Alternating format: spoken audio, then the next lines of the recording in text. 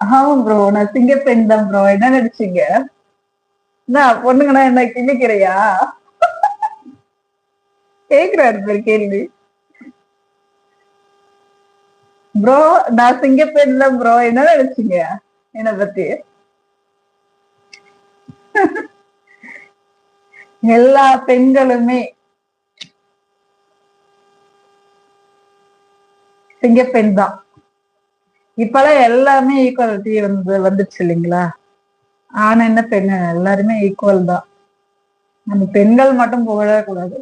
ஆண்களும் ரொம்ப பாவம் தான் நிறைய விஷயத்துல.